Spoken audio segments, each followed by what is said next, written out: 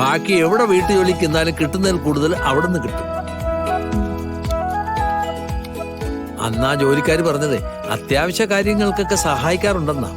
അപ്പൊ പിന്നെ എന്ത് നോക്കാൻ, പോയി ചോദിക്കാ എന്നെ. സുനന്ദേച്ചി ആലോചിച്ചിട്ട് മതി. ആ ജോലിക്കാരിയോട് അവര് പെരുമാറിയ കാര്യങ്ങളൊക്കെ കേട്ടപ്പോ എനിക്കത്ര പിടിച്ചില്ല. അത് വെറും തോന്നലാ മോളെ. സുനന്ദ ഒരാഴ്ച അവിടെ പോയി നിന്നാലേ ഈ പറഞ്ഞ മേടം ഉണ്ടല്ലോ, അവര് മര്യാദ പഠിക്കുകയും ചെയ്യും, പത്തി താഴ്ത്തി മാളത്തിൽ കയറി ഒളിക്കുകയും ചെയ്യും. പിന്നെ അത് പറയാൻ ഞാനിവിടെ എന്തൊക്കെയാ കാണിച്ചു കൊടുന്നേ?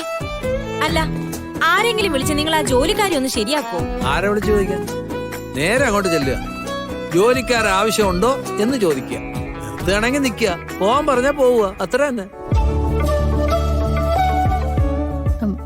സുനന്ദേച്ചി പോകാൻ ഉദ്ദേശമുണ്ടെങ്കില് ഒരു കാര്യം ഞാൻ പറഞ്ഞുതരാം.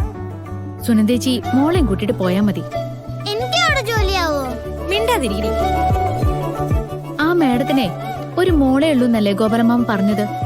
ആ കുട്ടിയോട് അവർക്ക് വല്ലാത്ത സ്നേഹമുണ്ട്. അങ്ങനെയുള്ള അമ്മമാർക്കേ പെൺകുട്ടികളുള്ള അമ്മമാരോട് ഒരു പ്രത്യേക ഇഷ്ടണ്ടാവും. പിന്നെ ഗോപാലമാമ കൂടെ ഉണ്ടെങ്കില് അവര് ചിലപ്പോ ചേച്ചി പറയുന്നതൊന്നും കാര്യാക്കുകയില്ല.